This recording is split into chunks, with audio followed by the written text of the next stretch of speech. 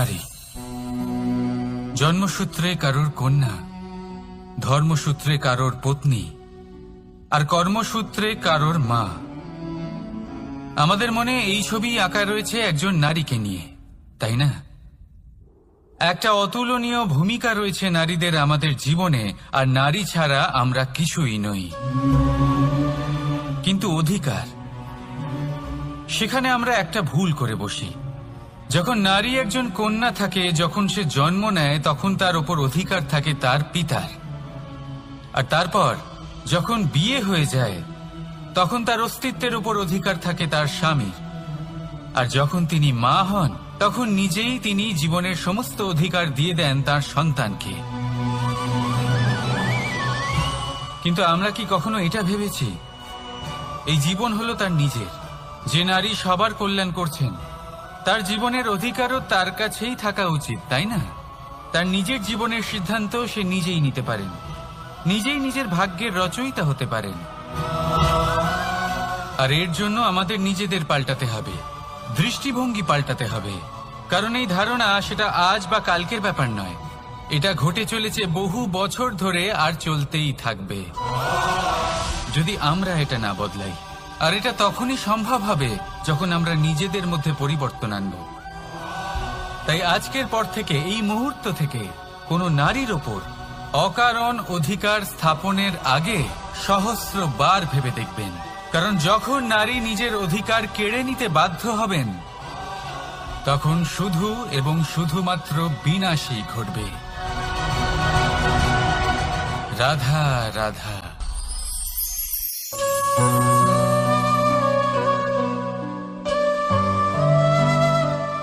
নারী, পুরুষরা যাকে নাম দিয়েছেন ত্রিয়া। কেন দিয়েছেন, কে দিয়েছেন, কেউ তা জানে না। কথায় আছে, পুরুষরা ভাবেন যে ত্রিয়া, ভাবেন একরকম, বলেন অন্য কিছু, আর করেন অন্য কিছুই। কিন্তু সত্যিটা কি এটাই? আসল সত্যি হলো এটাই যে ত্রিয়া হলো সেই চরিত্রহীন পুরুষ, আর কেউ নয়। সেই পুরুষ যারা নারীকে বলেন যে আপনি হলেন মা, আপনি হলেন দেবী, আপনি হলেন বোন। আর ভাবেন কি? ভাবেন যে এই নারী হলো আমাদের পায়ের ধুলো, আর কিচ্ছু নয়। আর কি করেন? ওনাদের মাথায়, ওনাদের খোপায় মালা পরিয়ে দিয়ে ভাবেন যে ওনারা হলেন তাদের পায়ের ধুলোর সমান। একজন নারীর সম্মান ভঙ্গ করেন, তাদের দাসী মনে করেন। ভুলবেন না, যত্র নারীয়াস্ত পূজ্যন্তে রমন্তে তত্র দেবতা। অর্থাৎ যেখানে নারীকে পুজো করা হয়, সেখানে ঈশ্বর বাস করেন। আর যেখানে নারীকে অপমান করা হয়, সেখানে ঈশ্বর এবং ভাগ্য এই দুই রুষ্ট হয়। মনে রাখবেন, যদি নারী কল্যাণকারী হতে পারেন, তাহলে নারী মহাচণ্ডী রূপও ধারণ করতে পারেন।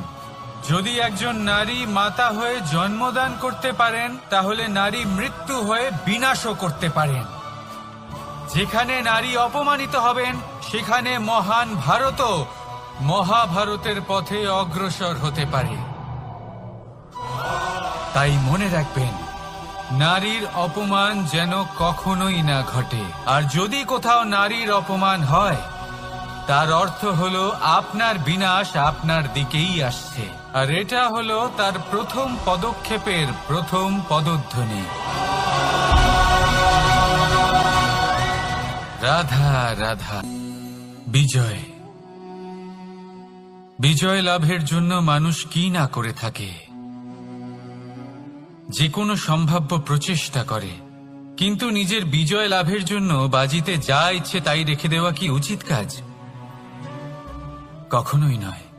নিজের হারানো সম্মান, নিজের হারানো সম্পত্তি, নিজের হারানো অধিকার ফিরে পাওয়ার শুধু একটাই পথ রয়েছে, আর তা হলো পুরুষার্থ, দ্রুতক্রিয়া নয়। যে মানুষ নিজেই হেরে গেছে, নিজেই নিজের জয়লাভ করার জন্য অন্য কাউকে কিভাবে বাজিতে রাখতে পারে? এ হলো সম্পূর্ণরূপে অনুচিত। অনেক সময় অনেক ধন লাভ করার জন্য, অনেক সম্পত্তি লাভ করার জন্য আমরা নিজের আসল ধন, আমাদের আপনজন, তাদেরকে হারিয়ে ফেলতেও প্রস্তুত হয়ে যাই। এটা একেবারেই উচিত নয়। যত বড়ই সংকট আসুক না কেন, আমাদের আপনজনদের আমাদের সাথেই রাখা উচিত। নিজের বিজয়ের জন্য ওনাদের বাজি রাখা ঠিক নয়। এই ভুল কেউ একজন করেছেন, আপনি তা ভুলেও করবেন না। রাধা রাধা। যদি সন্তান কোনো দুষ্কর্ম করে, তাহলে সেই অপরাধ শুধু কি সেই সন্তানের? না, যদি সন্তান দুষ্কর্ম করে তাহলে অপরাধী তার মাতা পিতাও, যারা পুত্রমোহর কারণে সেই অনুচিত কাজে তাকে বাধা দেননি। অপরাধী হলেন তার পিতামহ, যিনি নিজের কর্তব্যবোধের কারণে নিজের পরিবারের যত্ন নেননি, যিনি সন্তানকে কখনো শাস্তি দেননি। অপরাধী হলেন তার সেই গুরুও, যিনি নিজের শিষ্যের সেই দুষ্কর্ম দেখেও তাকে প্রতিহত করতে পারেননি। একজন হবু রাজার কর্তব্য হলো নিজের প্রজার কাছে সে যেন এক উদাহরণ প্রস্তুত করতে পারে। কিন্তু যদি এত অনুচিত উদাহরণ প্রস্তুত হয়ে থাকে, তাহলে মা বাবার, বাড়ির বয়োজ্যেষ্ঠদের কর্তব্য হলো ওনারা যেন সেটা সেখানেই থামায়, হয় ভালোবেসে নয়তো শাস্তি দিয়ে।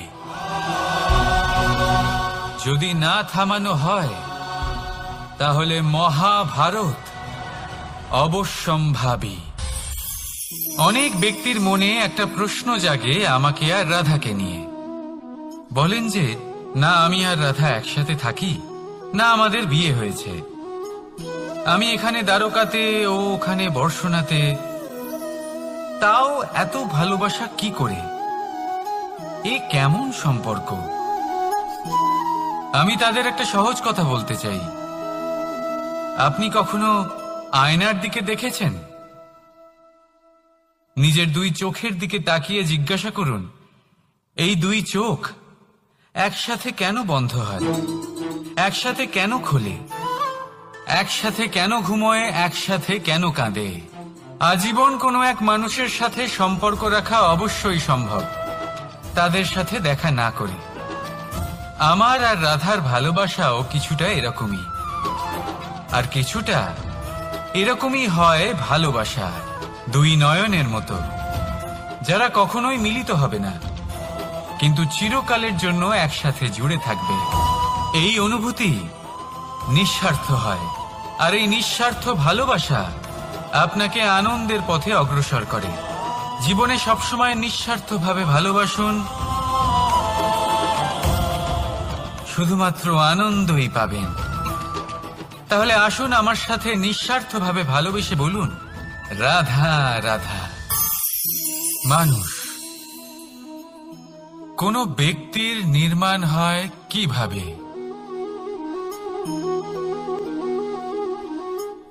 কেউ বলবেন পঞ্চতত্ত্বের দ্বারা, কেউ বলবেন আত্মা, দেহ ও চেতনার দ্বারা, কেউ বলবেন ঈশ্বরের কৃপার দ্বারা, তো কেউ বলবেন এই প্রকৃতির পরীক্ষার দ্বারা।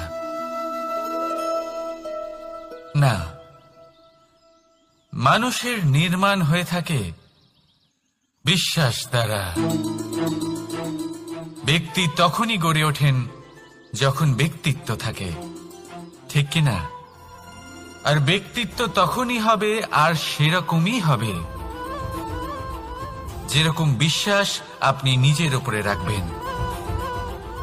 যদি আপনি মনে করেন আপনি বিষের ন্যায় হবেন, তাহলে আপনি বিষাক্তই হবেন। যদি আপনি এটা মনে করেন যে আপনি অমৃতের ন্যায় হবেন, তাহলে আপনি অমরই হয়ে যাবেন। যদি আপনি নিজের উপরে বিশ্বাস রাখেন যে আপনি সংসারের সব থেকে উঁচু পর্বতের শিখরে পৌঁছতে পারবেন, তাহলে আপনি অবশ্যই পৌঁছবেন। যদি আপনার এরকম মনে হয় যে আপনি এরকম কখনো করতে পারবেন না, তাহলে এরকম কখনোই হবে না। ভেবে দেখবেন, বিশ্বাসের মধ্যেই বিশ্ব বাস করে থাকে। তো আপনার অস্তিত্ব কেন করবে না? যেমন বিশ্বাস আপনি নিজের উপরে রাখবেন, তেমনই আপনি হয়ে উঠবেন। সেই জন্য নিজের উপরে বিশ্বাস রাখুন। আর হ্যাঁ, ভালোবেসে বলুন, রাধা রাধা। শত্রুতা। একজন মানুষ অন্য মানুষের সাথে শত্রুতা করে বসেন, দুজন ঘনিষ্ঠ বন্ধু। এমনও এক সময় আসতে পারে যখন এনারা একে অপরের শত্রু হয়ে ওঠেন। এর অনেকগুলো কারণ হতে পারে, কিন্তু মূল কারণ হলো আলোচনা।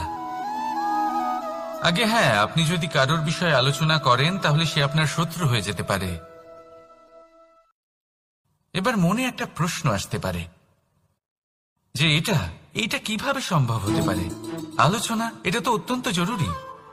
যদি আমি নিজের বন্ধুর খারাপ কাজের বিষয়ে আলোচনাই না করি তাহলে সে শুধরবে কি করে? এ কথা সত্যি যে আলোচনা আবশ্যক, কিন্তু তার থেকেও বেশি গুরুত্বপূর্ণ এবং আবশ্যক হলো আপনার এই সিদ্ধান্ত। সিদ্ধান্ত এটাই যে আপনার এই আলোচনা কোন স্থানে করবেন। যদি এটা সবার সামনে করবেন ভাবেন, তাহলে তা অপমানও হয়ে যেতে পারে। যদি এটা আলাদাভাবে করেন তাহলে তা পরামর্শ হয়ে যায়।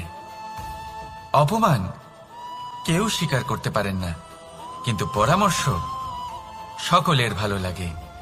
তাহলে যদি আপন কারোর জন্য ভালো কিছু চান, কাউকে শুধরে দিতে চান, আর আপনার মনে হয় আলোচনা আবশ্যক, তাহলে সর্বপ্রথম সময়, পরিস্থিতি আর স্থানের কথা মনে রাখবেন। নয়তো এই আলোচনা আপনাকে খুব ভোগাতে পারে। তাহলে আসুন আমার সাথে ভালোবেসে বলুন, রাধা রাধা। আপনার জীবনেও কি সমস্যা রয়েছে? অবশ্যই থাকবে। প্রত্যেকের জীবনেই সমস্যা থাকে। প্রত্যেক মানুষ জিজ্ঞাসাও করেন যে এই সমস্যা আসলে কি আর কেন আসে এ জীবনে। আপনাকে একটা কথা বলে দিই যে সমস্যা আসলে সেটা নয় যা আপনার পথে বাধা সৃষ্টি করে, বরং সমস্যা হলো সেটাই যেটা আপনি তখন দেখতে পান যখন আপনার একাগ্রতা আপনার পথ থেকে, আপনার লক্ষ্য থেকে সরে যেতে থাকে। আর এই সমস্যাগুলি দূর করার জন্য, এর সমাধান করার জন্য একটাই পথ আছে, নিজের সমস্ত ভাবনা আরো একবার একাগ্র করুন নিজের পথের দিকে, নিজের লক্ষ্যের দিকে।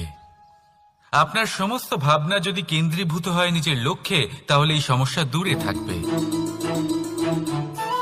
যদি এরকম না হয়, যদি আপনার মন একটু অন্যদিকে চলে যায়, তাহলে এই সমস্ত সমস্যা আবার সামনে চলে আসে আর বাড়তেও থাকে। দেখুন, যেখানে আপনার লক্ষ্য রয়েছে, বান যদি সেখানেই চালাতে হয়, তাহলে দৃষ্টি তো সেদিকেই রাখতে হবে। তবেই তো আপনি সেই লক্ষ্য ভেদ করতে পারবেন। সেই জন্য মনে রাখবেন, সর্বদা লক্ষ্য রাখবেন নিজের পথে, সেই পথেই সামনে এগোতে থাকুন নিজের লক্ষ্যের দিকে। আপনি যত সামনে এগোতে থাকবেন এই সমস্যা তত পিছিয়ে যাবে। তাহলে আসুন আমার সাথে ভালোবেসে বলুন, রাধা রাধা। এই পাখিরা সত্যি খুব সুন্দর, আমার খুব ভালো লাগে। আপনি নিশ্চয়ই শুনে থাকবেন যে কিছু পাখির কাছে ডানা অবশ্যই থাকে, কিন্তু উড়তে পারে না। তারা চায় উঁচু আকাশে উড়ে বেড়াতে এবং মেঘেদের সাথে কথা বলতে, করতেই পারে না। এবার এই সংসারেও পাওয়া যায় ঘুড়িও। এদের মধ্যে না জীবন আছে, না প্রাণ আছে, আর না আছে ডানা, কিন্তু এরা আকাশের সাথে কথা বলে, হাওয়ার বেগের সাথে কথা বলে, আনন্দ করে, উৎফুল্ল হয়ে ওঠে। আকাশে জীবনের কিছু মুহূর্ত কাটায়। তার কারণ কি হতে পারে? কারণ হলো সুতো। এই সুতো যদি সঠিক হাতে থাকে, তাহলে এই কাগজের তৈরি ঘুড়িও আকাশের উচ্চতায় উড়ে বেড়াতে পারে। এবার এই সুতো আসলে কি? এই সুতো হলো আসলে ভালোবাসা, এই সুতো হলো আসলে বিশ্বাসের।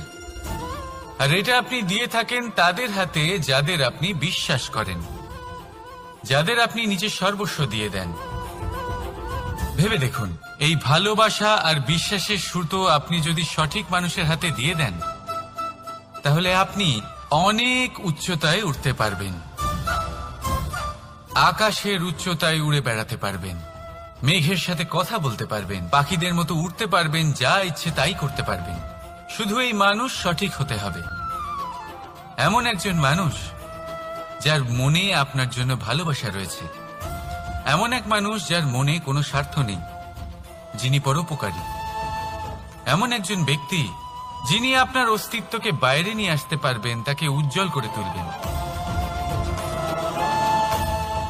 তাহলে ভালোবাসুন, আনন্দ করতে থাকুন, আর এই আনন্দ সহকারে বলুন, রাধা রাধা।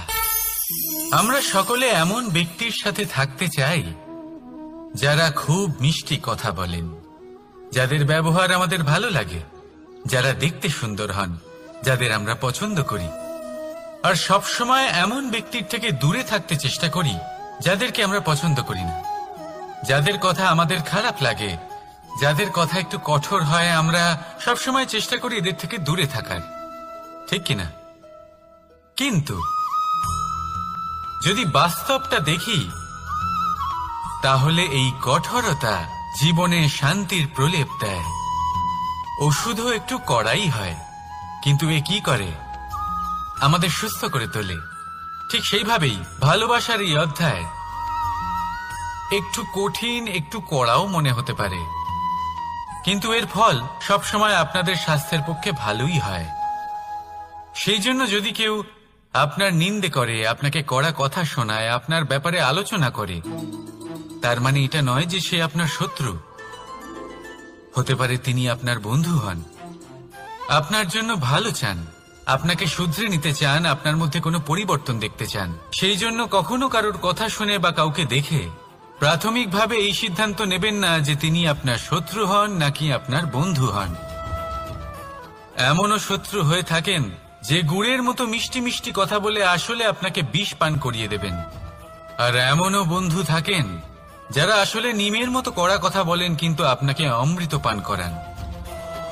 এদের মধ্যে পার্থক্য করতে জানতে হবে, কে আসলে শত্রু হন আবার কে আসলে মিত্র হন। এই পার্থক্য যখন আপনি করতে শিখবেন, তখন আপনি এই সংসারের সব থেকে সুখী প্রাণী হয়ে উঠবেন। এই পার্থক্য বোঝা সহজ নয়, কিন্তু অবশ্যই আবশ্যক। রাধা রাধা। অসুখ। এমন কোনো মানুষ আছেন এই সংসারে যার অসুখ করে না? প্রত্যেক মানুষ কখনো না কখনো অবশ্যই অসুস্থ হয়েছে, তার এই শরীর রোগের শিকার অবশ্যই হয়েছে। এবারে দেখুন, এই রোগ আসে, আবার এই রোগ চলেও যায়, কিন্তু সেই রোগ আমাদের কষ্ট দিতে কেন সক্ষম হয়? কারণ হলো স্বচ্ছতা। যদি এই স্বচ্ছতা শরীরে না থাকে, তাহলে মানুষকে শারীরিক কষ্ট পেতেই হবে। ঠিক সেইভাবেই অত্যন্ত প্রয়োজনীয় হলো এই স্বচ্ছতা যেন মনেও থাকে। যদি এই স্বচ্ছতা মনে না থাকে, তাহলে মানুষ চারিত্রিকভাবে কষ্ট সহ্য করেন। এবারে নিবারণ কি হতে পারে? বড়ই সহজ এর উপশম। যদি রোগ শরীরে হয়, তাহলে সর্বপ্রথম স্বচ্ছতা বজায় রাখতে শিখুন, এই শরীরকে পরিষ্কার রাখতে শিখুন।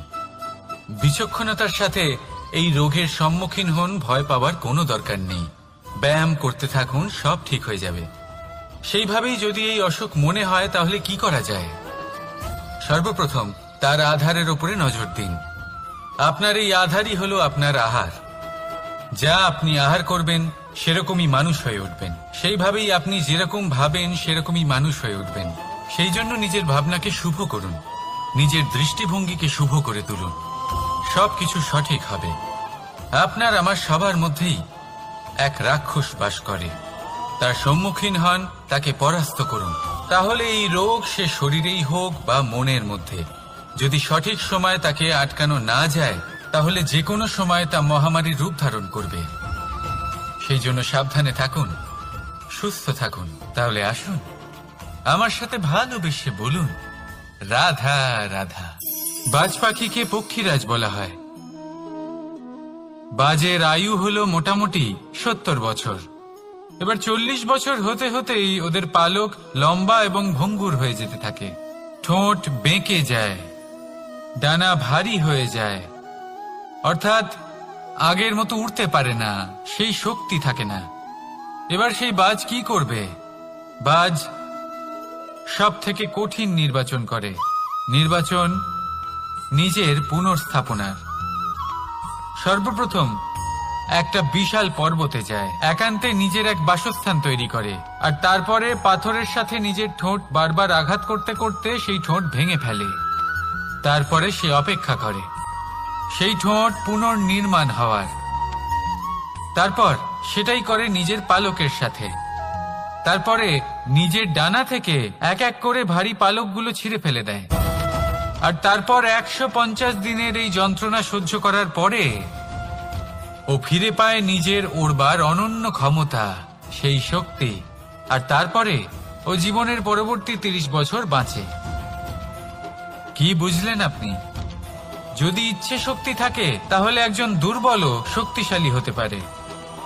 আপনিও এটাই করুন, নিজের অতীতের যন্ত্রণার বোঝাগুলিকে ত্যাগ করুন আর কল্পনার খোলা আকাশে উন্মুক্ত হয়ে উড়ে বেড়ান। নিজের পুনর্স্থাপনা করুন, তবেই সর্বশ্রেষ্ঠ হতে পারবেন। আর মনে রাখবেন, এই ছোট ছোট পদক্ষেপই বড় বড় শিখরে পৌঁছে দিতে পারে। তাহলে আসুন আর আমার সাথে ভালোবেসে বলুন রাধা রাধা। আপনি কি কখনো জলকে নিজের মুঠোতে ধরে রাখার চেষ্টা করেছেন? চলুন আজ করা যাক।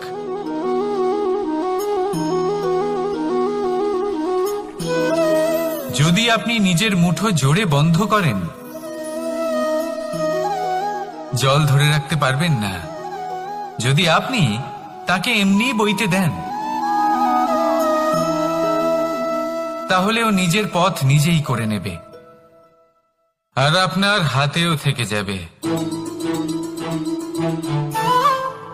আমাদের জীবনও হলো কিছুটা এরকম, জলের মতো। নিজের পথ নিজেই করে নেয় এই জীবন।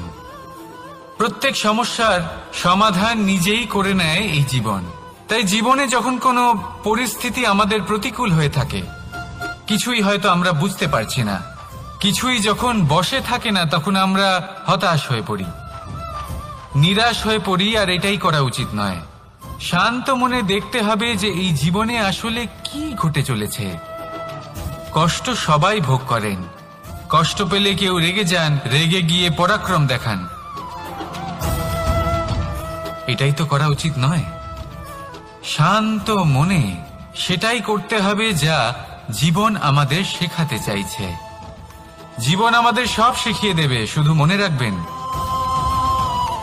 কখন প্রয়াস করতে হবে আর কখন আমাদের প্রতীক্ষা করতে হবে, সেটা আগে আপনাকে বুঝতে হবে। তাহলে আসুন আমার সাথে ভালোবেসে বলুন রাধা রাধা। বল, শক্তি, পরাক্রম এই সংসারের বিকাশের মূল। কিন্তু কখনো ভেবেছেন যে প্রকৃতি আমাদের এই বল, শক্তি, পরাক্রম কেন দিয়েছেন? যাতে আমরা জীবনে কারোর উদ্ধার করতে পারি, কাউকে সাহায্য করতে পারি, কারোর জন্য ভালো কিছু করতে পারি, কোনো গরিব অসহায় মানুষের জন্য কিছু করতে পারি। এই বল, এই শক্তির সদ্ব্যবহার করতে পারি। কখনো দেখেছেন এমন মানুষ যার কাছে অসীম শক্তি আছে, কিন্তু তার সাথেই অসম্ভব অহংকারও রয়েছে? যিনি নিজেকে সর্বশ্রেষ্ঠ বলে মনে করেন, খারাপ কাজও করেন। আপনি দেখবেন প্রকৃতি এবং মানুষ তাকে ভাঙতে সর্বদা চেষ্টা করেন।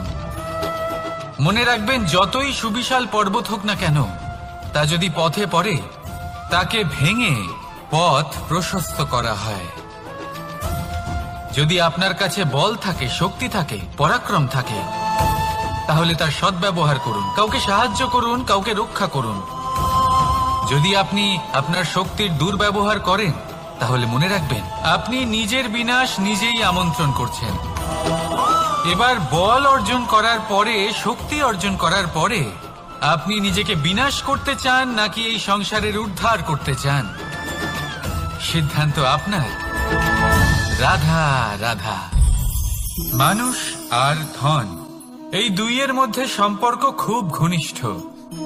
ধন হলো সেই শক্তি যার ব্যবহার মানুষ করে থাকে সাংসারিক বস্তু ক্রয় করার জন্য, নিজের জীবন যাপন করার জন্য। আর মানুষ হলো সেই শক্তি যারা ধনকে গুরুত্বপূর্ণ করে তোলেন। এবার একটা কথা বলি, ব্যবহার করা উচিত ধনকে আর ভালোবাসা উচিত মানুষকে। এটা বেশিরভাগ মানুষই বোঝেন না। মানুষ এখানেই সব থেকে বড় ভুল করে বসেন।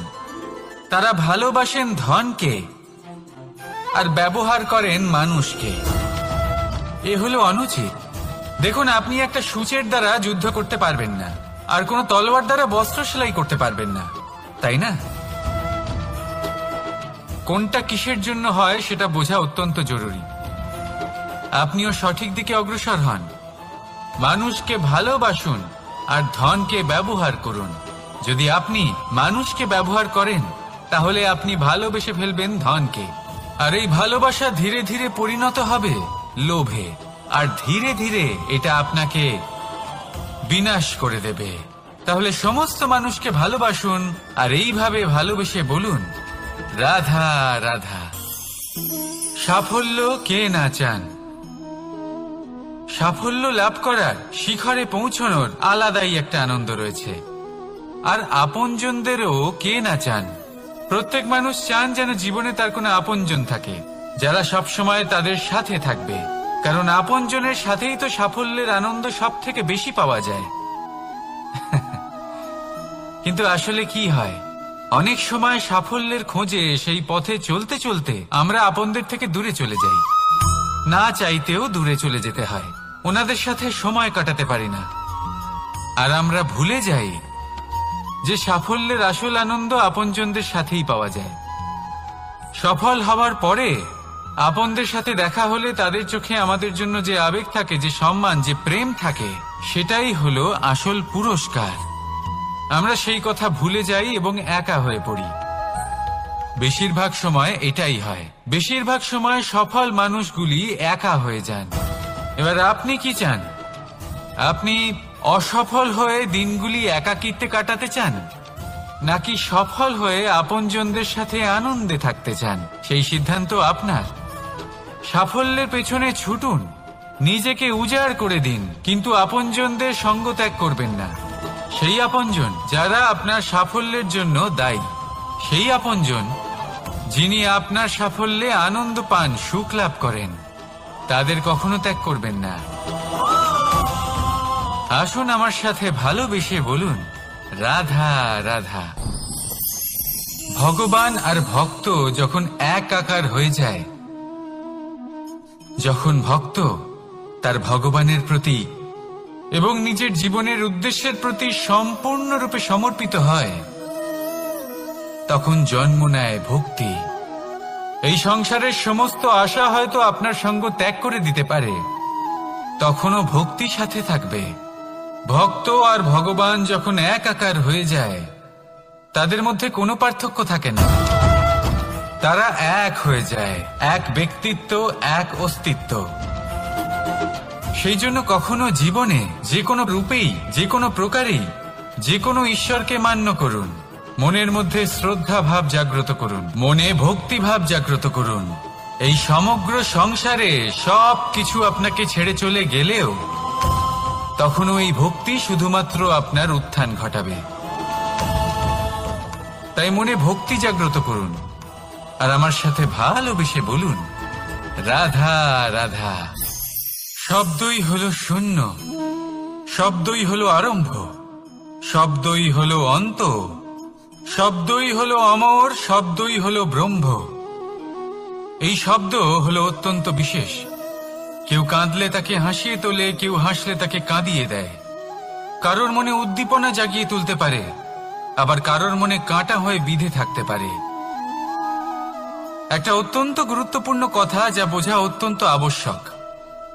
আপনার মন, আপনার হৃদয় যতই শুদ্ধ হোক না কেন, যতই পবিত্র হোক না কেন, আপনার দৃষ্টিভঙ্গি যতই স্পষ্ট হোক না কেন, যদি আপনার কথা পবিত্র না হয়, যদি আপনার শব্দ শুদ্ধ না হয়, তাহলে তা আপনাকে আপনার কর্মফল ভোগ করতে বাধ্য করবেই। একটা সহজ উদাহরণ দিই। আপনার জীবনে এমন কেউ অবশ্যই থাকবেন যাকে আপনি পছন্দ করেন না, যিনি হয়তো অধর্মী মানুষ, যিনি হয়তো দুর্বুদ্ধি সম্পন্ন মানুষ, কিন্তু তার জন্য অপশব্দ প্রয়োগ করলে তার মধ্যে কোনো পরিবর্তন আসবে না, তার মানসিকতা বদলাবে না, শুধু মনে প্রতিশোধ স্পৃহা জেগে উঠবে, মনে হিংসা জাগবে, আর কিচ্ছু নয়। সেই জন্য নিজের শব্দকে নিয়ন্ত্রণ করুন, নিজের কথা সংযত করুন। শ্রেষ্ঠ থেকে শ্রেষ্ঠতর মানুষকেও সাবধানী হতে হয়, কারণ যদি এই শব্দের প্রয়োগ সঠিক না হয়, তাহলে আজীবন মানুষকে নির্বাক হয়ে থাকতে হতে পারে। তাহলে নিজের শব্দ নিয়ন্ত্রিত রাখুন, নিজের কথাকে শুভ করুন, এতে প্রেমবোধ জাগিয়ে তুলুন, আর সেই প্রেমবোধ নিয়েই বলুন রাধা রাধা। বরদান এবং অভিশাপ, এই দুই হলো একই মুদ্রার দুটি পিঠ। এই বরদান আমরা অনেক কারণে পেতে পারি, কখনো নিজের পরিশ্রমের কারণে, কখনো নিজের তপস্যার কারণে, কখনো আমাদের পূর্বপুরুষদের কর্ম ও তপস্যার কারণে। কিন্তু এই বরদান কতক্ষণ বরদান থাকবে তা আমরা নিশ্চিত করতে পারি না, তা সুনিশ্চিত করে শুধুমাত্র আমাদের কর্ম। যদি আপনাকে উদাহরণ দিই, আপনি রেশমের কীট দেখেছেন? ও বরদান পেয়েছে যে ও নিজের সুরক্ষার জন্য খোলস বানাতে পারে। এবারও তাতে এত মত্ত হয়ে যায় যে এমন এক আবরণ বানিয়ে ফেলে যাতে সে নিজেই আবদ্ধ হয়ে চাপা পড়ে মরে যায়। এটার তাৎপর্য কি? তাৎপর্য খুবই সরল। গর্ব করা খুবই ভালো, কিন্তু অহংকার করা কখনোই উচিত নয়। যদি অহংকার মনের মধ্যে প্রবেশ করে, তাহলে এই বরদান অভিশাপে পরিণত হতে সময় লাগে না। আর যদি কর্মশ্রেষ্ঠ হয়, তাহলে অভিশাপও বরদানে পরিণত হয়। তাহলে আসুন শ্রেষ্ঠ কর্ম করুন, আর আমার সাথে ভালোবেসে বলুন রাধা রাধা। সুখ, দুঃখ, মৃত্যু, মহামারী, এগুলো কখনো বলে আসে না, আবার জিজ্ঞাসা করেও আসে না। এমনই হয় দ্রুত ক্রীড়ার এই খেলায়। এক কারাগারের মতো, একটা মাকড়সার জালের মতো। যেমন একটা মাকড়সার জাল একটা পোকাকে নিজের দিকে আসতে আকর্ষিত করে, নিজের চমকের দ্বারা, নিজের গঠন দ্বারা, সেরকমই দ্রুত ক্রীড়ার এই খেলা মানুষকে নিজের দিকে আসতে প্ররোচিত করে। শেষে গিয়ে মানুষ আটকা পড়ে। পার্থক্য শুধু এটাই, যখন এক পোকা এই জালে জড়িয়ে পড়ে তখন সে তার প্রাণ হারায়। মানুষ যখন এই দ্রুত ক্রীড়ায় আকর্ষিত হয়, সে নিজের মান, নিজের ধন সবকিছু হারায়, নিজের বিবেক হারিয়ে ফেলে। কিন্তু আপনি আপনার বিবেক কখনোই হারাবেন না। যদি আপনার মনে লোভ চলে আসে, আপনি লোভী হয়ে ওঠেন। যদি আপনি দ্রুত ক্রীড়ার এই খেলায় আটকা পড়েন, তাহলে মনে রাখবেন এই খেলা থেকে ফিরে আসা প্রায় অসম্ভবই বলা যায়। নিজের বিবেক কখনো হারাতে দেবেন না, কারণ বিনাশ আসার প্রথম লক্ষণ হলো বিবেকের বোধ চলে যাওয়া। এই প্ররোচনায় কখনো পা দেবেন না। আর আমার সাথে ভালোবেসে বলুন রাধা রাধা। বিজয়, বিজয় লাভের জন্য মানুষ কি না করে থাকে, যে কোনো সম্ভাব্য প্রচেষ্টা করে। কিন্তু নিজের বিজয় লাভের জন্য বাজিতে যা ইচ্ছে তাই রেখে দেওয়া কি উচিত কাজ? কখনোই নয়। নিজের হারানো সম্মান, নিজের হারানো সম্পত্তি, নিজের হারানো অধিকার ফিরে পাওয়ার শুধু একটাই পথ রয়েছে, আর তা হলো পুরুষার্থ, দ্রুত ক্রীড়া নয়। যে মানুষ নিজেই হেরে গেছে, নিজেই নিজের জয়লাভ করার জন্য অন্য কাউকে কিভাবে বাজিতে রাখতে পারে? এ হলো সম্পূর্ণরূপে অনুচিত। অনেক সময় অনেক ধন লাভ করার জন্য, অনেক সম্পত্তি লাভ করার জন্য আমরা নিজের আসল ধন, আমাদের আপনজন, তাদেরকে হারিয়ে ফেলতেও প্রস্তুত হয়ে যাই। এটা একেবারেই উচিত নয়। যত বড়ই সংকট আসুক না কেন, আমাদের আপনজনদের আমাদের সাথেই রাখা উচিত। নিজের বিজয়ের জন্য ওনাদের বাজি রাখা ঠিক নয়। এই ভুল কেউ একজন করেছেন, আপনি তা ভুলেও করবেন না। রাধা রাধা। নারী জন্মসূত্রে কারোর কন্যা, ধর্মসূত্রে কারোর পত্নী, আর কর্মসূত্রে কারোর মা। আমাদের মনে এই ছবি আঁকা রয়েছে একজন নারীকে নিয়ে, তাই না? একটা অতুলনীয় ভূমিকা রয়েছে নারীদের আমাদের জীবনে, আর নারী ছাড়া আমরা কিছুই নই। কিন্তু অধিকার, সেখানে আমরা একটা ভুল করে বসি। যখন নারী একজন কন্যা থাকে, যখন সে জন্ম নেয়, তখন তার ওপর অধিকার থাকে তার পিতার। আর তারপর যখন বিয়ে হয়ে যায়, তখন তার অস্তিত্বের উপর অধিকার থাকে তার স্বামীর। আর যখন তিনি মা হন, তখন নিজেই তিনি জীবনের সমস্ত অধিকার দিয়ে দেন তার সন্তানকে। কিন্তু আমরা কি কখনো এটা ভেবেছি এই জীবন হলো তার নিজের? যে নারী সবার কল্যাণ করছেন, তার জীবনের অধিকারও তার কাছেই থাকা উচিত, তাই না? তার নিজের জীবনের সিদ্ধান্ত সে নিজেই নিতে পারেন, নিজেই নিজের ভাগ্যের রচয়িতা হতে পারেন। আর এর জন্য আমাদের নিজেদের পাল্টাতে হবে, দৃষ্টিভঙ্গি পাল্টাতে হবে। কারণ এই ধারণা সেটা আজ বা কালকের ব্যাপার নয়, এটা ঘটে চলেছে বহু বছর ধরে, আর চলতেই থাকবে যদি আমরা এটা না বদলাই। আর এটা তখনই সম্ভব হবে যখন আমরা নিজেদের মধ্যে পরিবর্তন আনব। তাই আজকের পর থেকে, এই মুহূর্ত থেকে, কোনো নারীর ওপর অকারণ অধিকার স্থাপনের আগে সহস্রবার ভেবে দেখবেন। কারণ যখন নারী নিজের অধিকার কেড়ে নিতে বাধ্য হবেন, তখন শুধু এবং শুধুমাত্র বিনাশই ঘটবে। রাধা রাধা।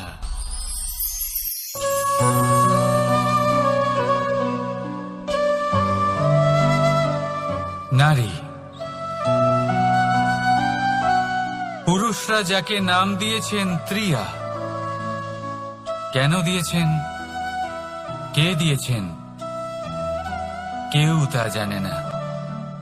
কথায় আছে, পুরুষরা ভাবেন যে ত্রিয়া, ভাবেন একরকম, বলেন অন্য কিছু, আর করেন অন্য কিছুই। কিন্তু সত্যিটা কি এটাই? আসল সত্যি হলো এটাই যে ত্রিয়া হলো সেই চরিত্রহীন পুরুষ, আর কেউ নয়। সেই পুরুষ যারা নারীকে বলেন যে আপনি হলেন মা, আপনি হলেন দেবী, আপনি হলেন বোন। আর ভাবেন কি? ভাবেন যে এই নারী হলো আমাদের পায়ের ধুলো, আর কিচ্ছু নয়। আর কি করেন? ওনাদের মাথায়, ওনাদের খোপায় মালা পরিয়ে দিয়ে ভাবেন যে ওনারা হলেন তাদের পায়ের ধুলোর সমান। একজন নারীর সম্মান ভঙ্গ করেন, তাদের দাসী মনে করেন। ভুলবেন না, যত্র নারীয়াস্ত পূজ্যন্তে রমন্তে তত্র দেবতা। অর্থাৎ যেখানে নারীকে পুজো করা হয়, সেখানে ঈশ্বর বাস করেন। আর যেখানে নারীকে অপমান করা হয়, সেখানে ঈশ্বর এবং ভাগ্য এই দুই রুষ্ট হয়। মনে রাখবেন, যদি নারী কল্যাণকারী হতে পারেন, তাহলে নারী মহাচণ্ডী রূপও ধারণ করতে পারেন। যদি একজন নারী মাতা হয়ে জন্মদান করতে পারেন, তাহলে নারী মৃত্যু হয়ে বিনাশও করতে পারেন।